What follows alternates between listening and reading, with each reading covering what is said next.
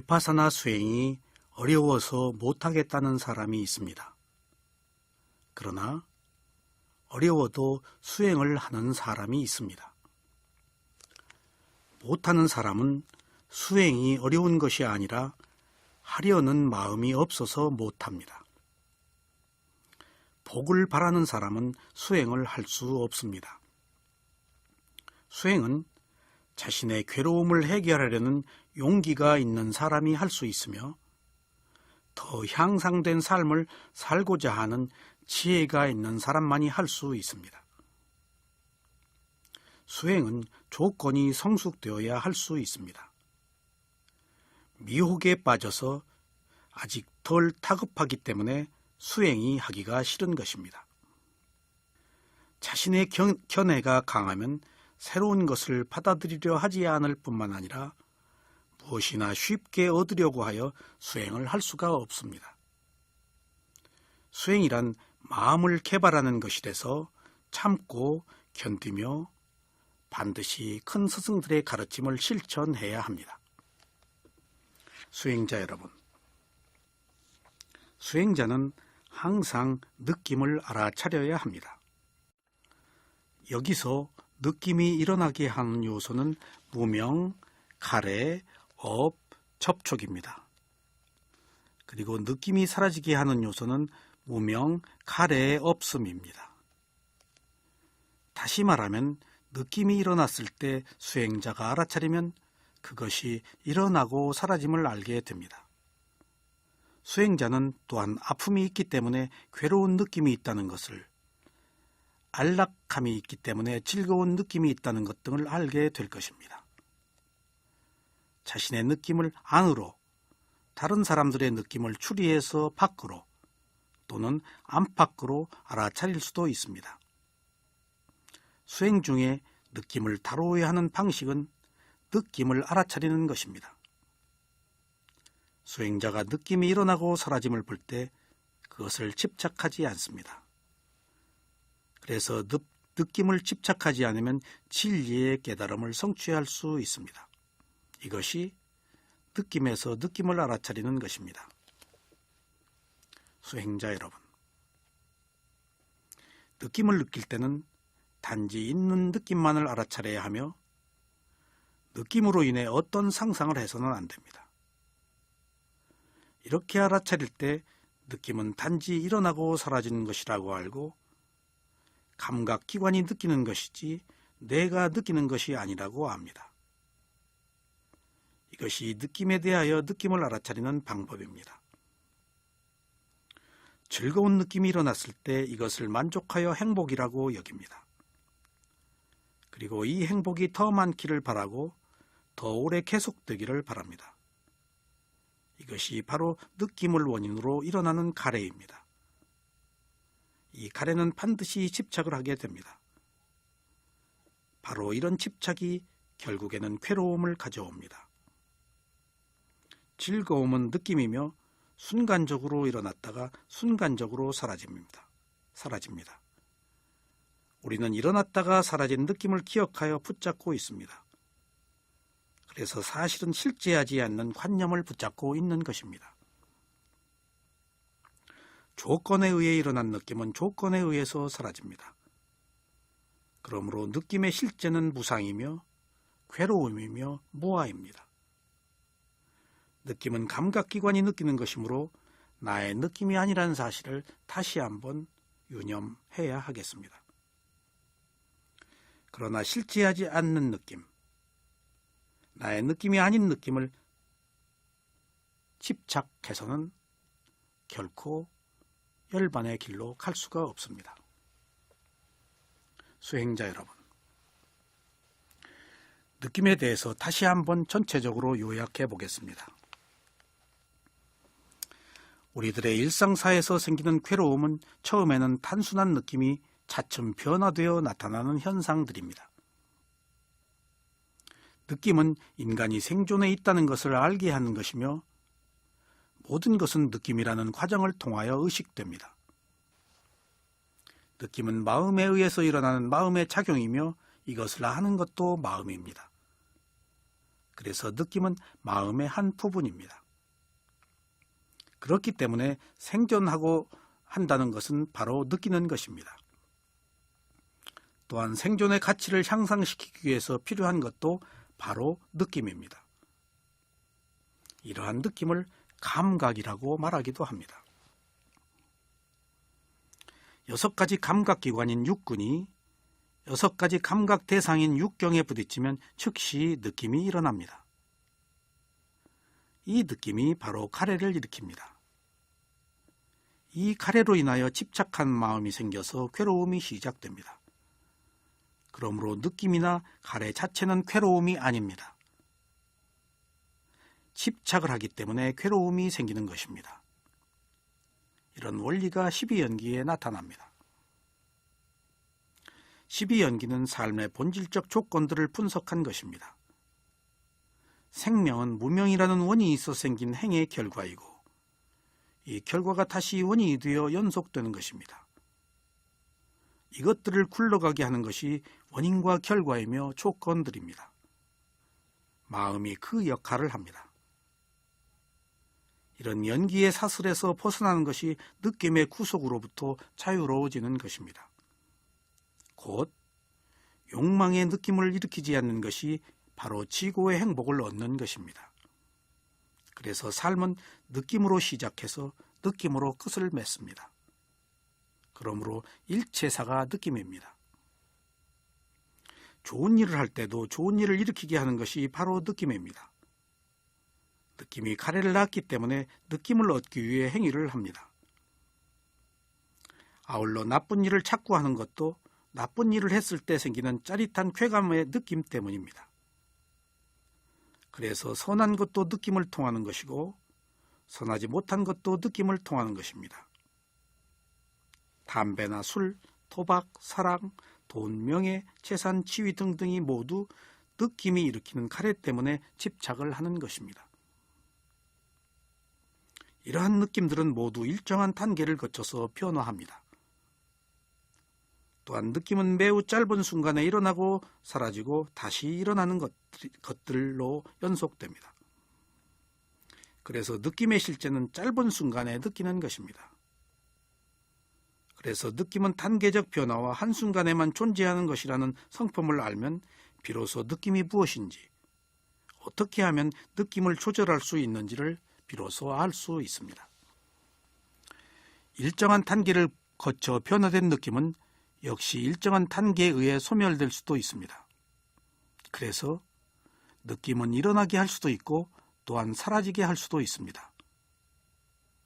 선한 느낌을 일으키고 선하지 못한 느낌을 사라지게 하는 것이 바로 위파사나 수행의 알아차림입니다. 누구나 짧은 순간에 선하지 못한 느낌을 얻기 위해 무한한 노력을 합니다. 때로는 피를 튀기는 투쟁을 합니다. 이런 투쟁은 남과의 문제뿐이 아닙니다. 실제로 자기 자신과의 문제, 또 가족과의 문제, 이런 것들이 바로 어리석은 투쟁입니다. 순간의 느낌을 참지 못하여 평생을 씻을 수 없는 과보를 받기도 합니다. 이처럼 느낌은 짧은 한순간의 것이고 그 과보는 한 생에 걸쳐서 지속될 수도 있으며 다음 생까지 상속될 수도 있는 것입니다. 수행자 여러분, 몸이 아픈 뒤에 마음까지 아픈 것은 느낌이 증폭된 것입니다. 몸이 아파 괴로워하는 것도 느낌이고 마음까지 아파하는 것은 느낌이 연속된 것입니다. 첫 번째 느낌도 그렇지만 두 번째 느낌도 모두 스스로가 만든 것입니다. 두 번째 느낌으로 발전하면 아플 때 끙끙거리게 됩니다. 마음까지 아파서 그렇습니다. 그렇게 되면 다른 사람의 말을 듣거나 영화나 TV를 보면서 울어버리게 됩니다. 흡연, 술중독, 욕설, 폭력, 파괴, 도박, 도둑질, 자해, 자살 등등 습관적인 것들이나 극단적 현상은 모두 정신적 느낌으로 인해 생긴 현상들입니다. 여기서 감각적 쾌락과 극단적 정신 상태를 추구하는 느낌들이 일어납니다. 그래서 슬픔이 비탄으로 변화되고 즐거움이 감각적 쾌락으로 변화됩니다. 이런 모든 것들은 느낌이 변화되어 나가는 과정에서 생기는 현상들입니다. 시작은 매우 미미한 것들이었습니다. 그러나 미미한 느낌들이 시간이 갈수록 집착을 해서 나중에는 돌이킬 수 없는 엄청난 결과의 느낌을 가져옵니다. 누구나 처음에는 평범한 느낌이 생깁니다. 그러나 이것이 슬픈 느낌으로 변화합니다. 그러다가 이 느낌으로 만족하지 못하고 비탄의 느낌으로 변화합니다. 이렇게 변화되었을 때는 비탄이 상시적으로 남아 있습니다. 이것이 바로 고뇌입니다. 이 말을 한문으로는 우비고뇌라고 합니다. 이러한 느낌의 변화는 자신이 좋아서 하고 있는 것입니다. 이렇게 형성된 느낌들이 나중에는 속성을 갖게 되어 시작하자마자 끝단계의 느낌까지 수직적으로 상승하게 됩니다. 그래서 항상 끝장을 보아야 직성이 풀립니다. 그것이 손해이든 이익이든 말입니다. 이것이 바로 습성입니다. 이것들이 모두 느낌을 증폭하는 것들입니다. 요약하자면 평범한 느낌은 대상과 부딪혀 생긴 최초의 느낌입니다. 이것이 변화되면서 슬픔으로 바뀌게 됩니다. 슬픔은 약한 불로 데우는 것과 같습니다. 다시 이것이 비탄으로 변화됩니다. 비탄은 강한 불로 타게 하는 것과 같습니다. 이렇게 비탄에 빠지면 상시적으로 고뇌에 차게 됩니다. 그래서 습관적으로 번뇌를 안고 삽니다. 이때의 고뇌는 불타버린 검은 찌꺼기가 되어 항상 가슴에 숯덩어리로 남아있는 것과 같습니다. 그래서 가슴이 무겁거나 답답하다고 말을 합니다. 이것이 바로 번뇌가 깊게 자리 잡아서 가슴의 느낌으로 나타난 것들입니다. 우리들의 느낌에는 이상에서 말한 것처럼 일정한 과정을 거쳐서 발전하는데 여기에는 3단계의 과정이 있습니다. 그 과정은 다음과 같습니다. 첫째는 안이비설신이라는 6가지 감각기관이 색성향비촉법이란 6가지 경계에 부딪힙니다. 이것을 접촉한다고 합니다. 이 2가지를 합쳐서 12처라고 합니다. 이렇게 12처가 만난 뒤에 다시 안식, 이식, 비식, 설식, 신식, 의식이라는 6식이 일어납니다. 6가지 감각기관을 통해서 들어온 정보는 6가지의 마음이 의식을 하는 것입니다. 여기까지를 18계라고 합니다. 이때 6가지 감각기관을 통해서 의식되는 것이 모두 느낌을 통해서 마음이 알게 됩니다. 이것이 최초에 일어나는 1단계의 느낌인데 이것을 맨 느낌이라고 합니다. 눈이 물질을 만나서 빛에 의해서 물질인 것을 아는 안식이 일어납니다. 다시 말하면 눈으로 산을 보고 산이라고 아는 마음이 아는 것입니다. 그리고 귀가 소리를 만나서 소리라는 것을 아는 이식이 일어납니다. 다시 코가 냄새를 만나서 냄새라는 것을 아는 피식이 일어납니다. 다시 혀가 음식물을 만나서 음식 맛을 아는 설식이 일어납니다. 이와 같이 신식과 의식도 일어나는데 이것을 18계라고 합니다. 18계를 모두 합하여 세계, 현상세계, 유정세계, 일체, 모든 것이라고 말합니다. 우리의 인식의 범주 안에 있는 것을 말하며 이것이 바로 우리가 아는 전부이며 우리가 알아야 할 전부입니다. 불교 수행에서 말하는 모든 것은 모두 이 범주를 벗어나는 것을 말하지 않습니다. 내가 인식할 수 있다는 것은 경험할 수 있는 것이며 증명할 수 있는 것입니다. 그리고 이것은 실제하는 것을 말합니다. 그래서 고유한 특성이 있는 것들입니다. 이것이 불교의 세계관이고 위파사나 수행에서 말하는 알아차릴 대상의 범주입니다.